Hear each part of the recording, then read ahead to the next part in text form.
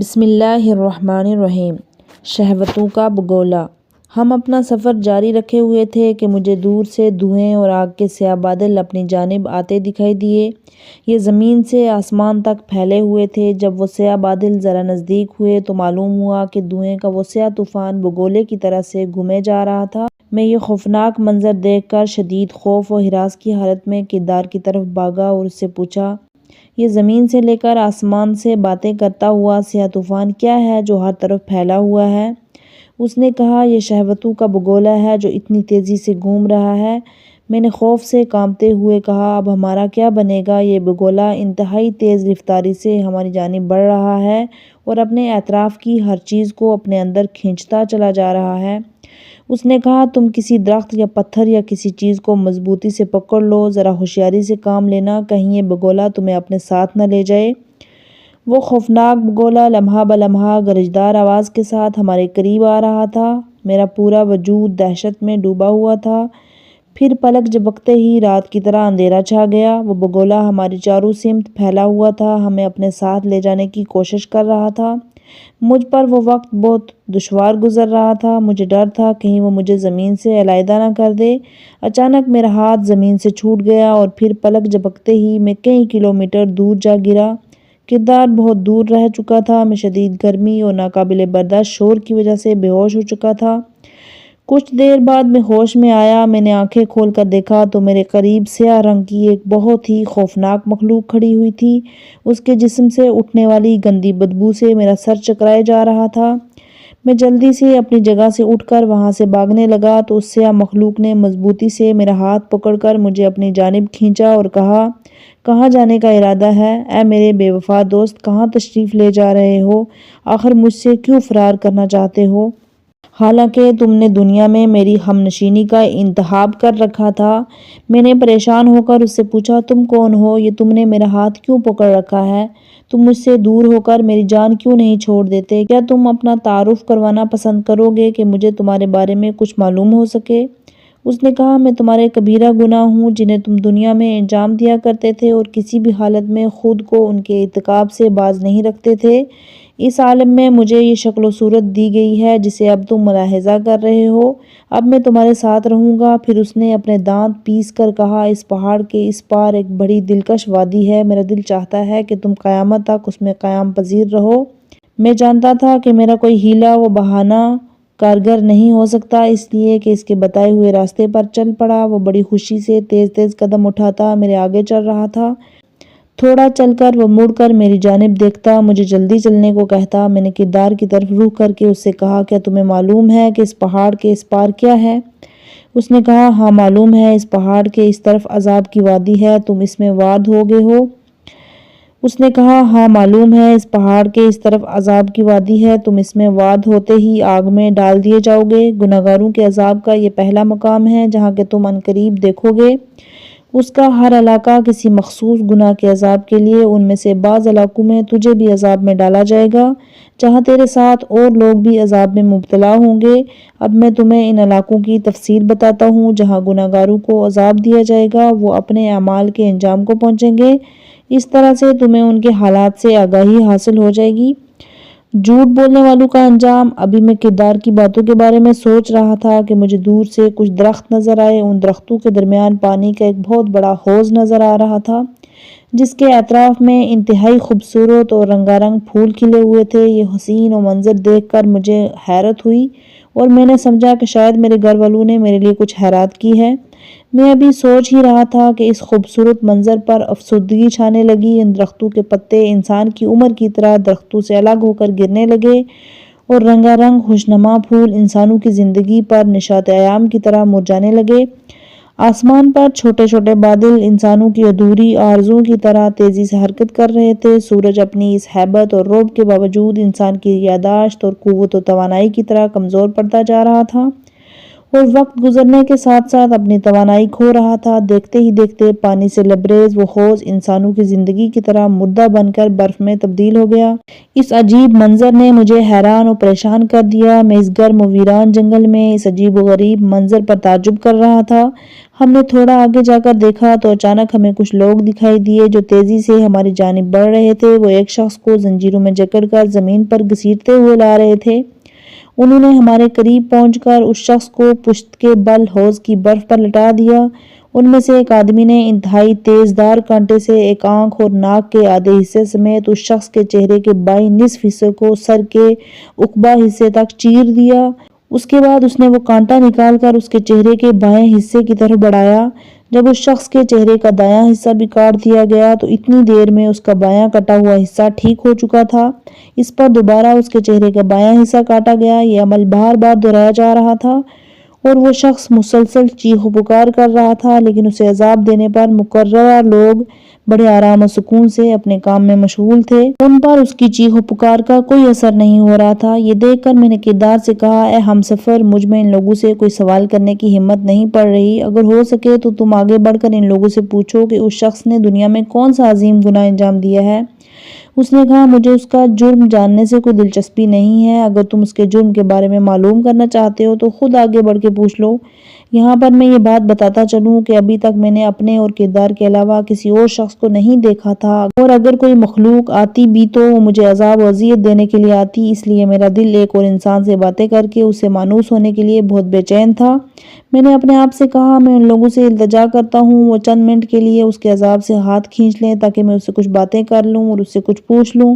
یہ سوچ کر میں آگے بڑھا اور ان لوگوں میں سے ایک سے کہا، اگر ہو سکے تو اس شخص کو کچھ دیر کے لیے چھوڑ دو۔ عذاب دینے والوں میں سے ایک نے غضبناک ہو کر میری طرف دیکھتے ہوئے کہا، کیا اس شخص نے دنیا میں گناہ کا کوئی بھی موقع ہاتھ سے جانے دیا تھا جو اس وقت ہم اس کے عذاب میں وقفہ کریں؟ میں نے کہا، اس شخص نے ایسا کون سا بڑا گناہ سرزد ہوا؟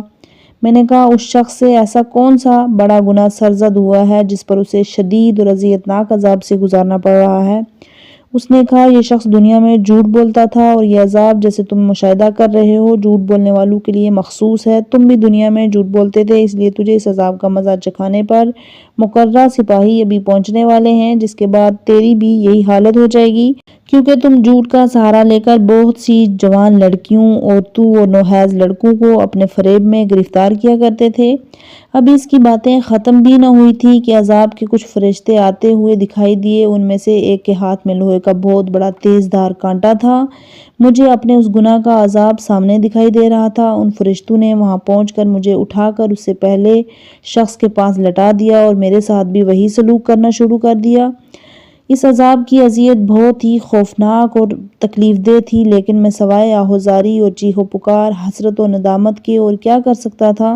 ایک فرشتے نے میری طرف دیکھ کر کہا، اگر تم اور تمہاری طرح کے دیگر جھوٹ بولنے والے لوگ عقل مند ہوتے، وعظ و نصیحت کی دینی محافل میں شریک ہوتے تو یہ بات تمہارے کانوں سے ضرور ٹکراتی کہ قرآن جھوٹ بولنے سے سخت منع کرتا ہے، اور جھوٹ انسان کے ضمیر، عقل اور اخلاق کا بہت بڑا دشمن ہوتا ہے۔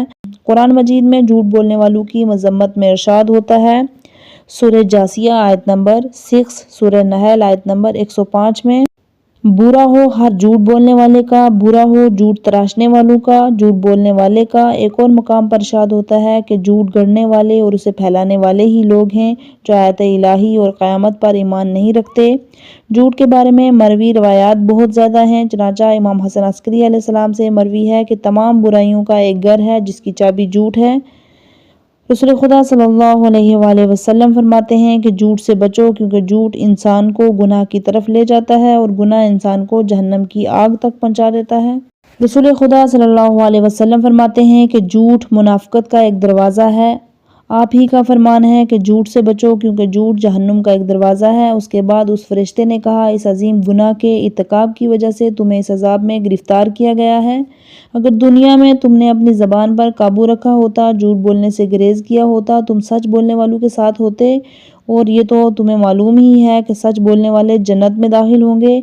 کاش تم دنیا میں دینداروں، سچے مومنین اور اہل علم کے ہم نشین ہوتے تو تمہیں ان کی زبانی معلوم ہوتا کہ رسول خدا کا فرمان ہے کہ سچ کا دامن تھامے رہو، کیونکہ راست گوئی جنت کا ایک دروازہ ہے۔ اسی طرح حضرت امیر کائنات کا فرمان ہے کہ راست گوئی کا انجام نجات اور سلامتی ہے۔ آپ کا ہی ارشاد ہے کہ سچائی کے ذریعے تم دنیا اور آخرت کی خوشبختی اور سعادت حاصل کر سکتے ہو۔ ایک اور مقام پر آپ نے اس بارے میں فرمایا کہ ہر چیز کی کوئی زینت ہوتی ہے اور گفتگو کی زینت سچائی و راست گوئی ہے۔ تم اہل زمین کی کتاب ہدایت قرآن مجید نے سچ بولنے والوں کا ذکر انبیاء اکرام ائمہ معصومین علیہ السلام اور شہداء صالحین کے ساتھ کیا ہے۔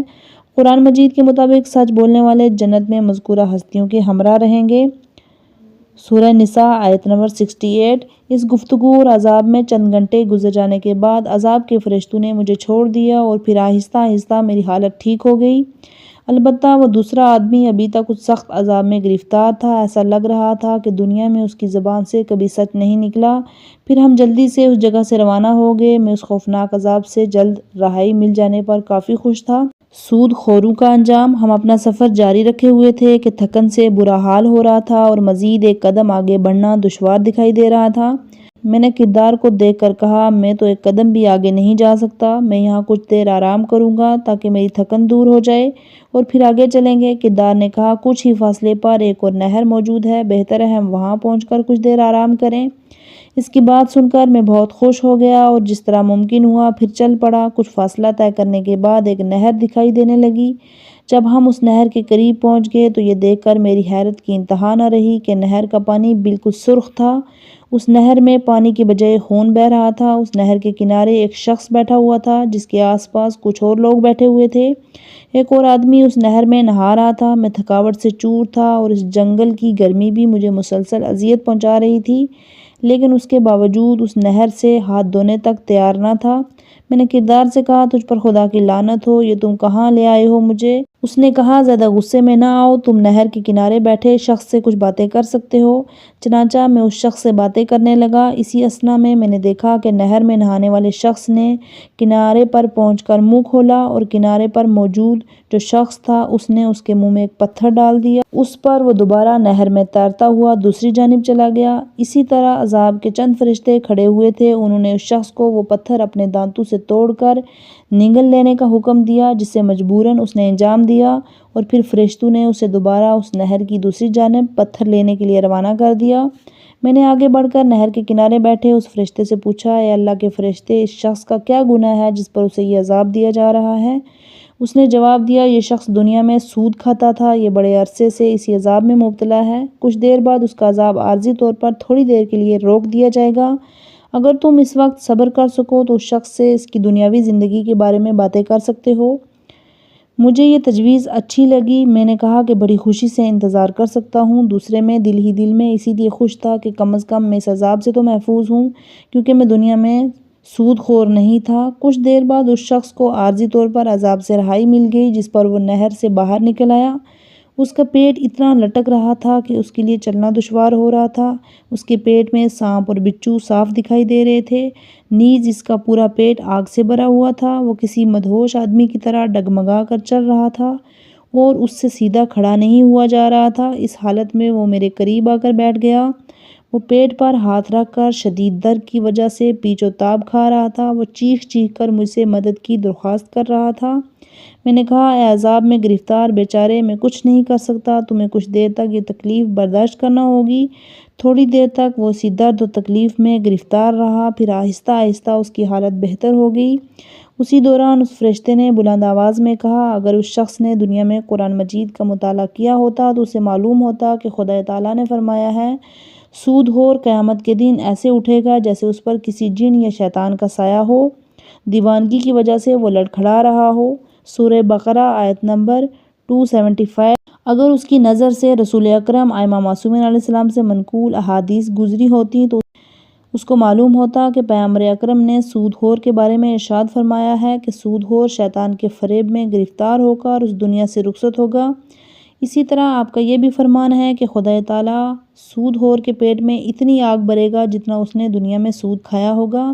اسے یہ بھی معلوم ہوتا کہ آپ ہی کا فرمان ہے کہ سود کی 70 اقسام ہیں اور اس کی سب سے کم ترین قسم کی اصل حقیقت کی مثال ایسی ہے جیسے نعوذ باللہ کسی نے خانہ کعبہ میں اپنی ماں سے زنا کیا ہو۔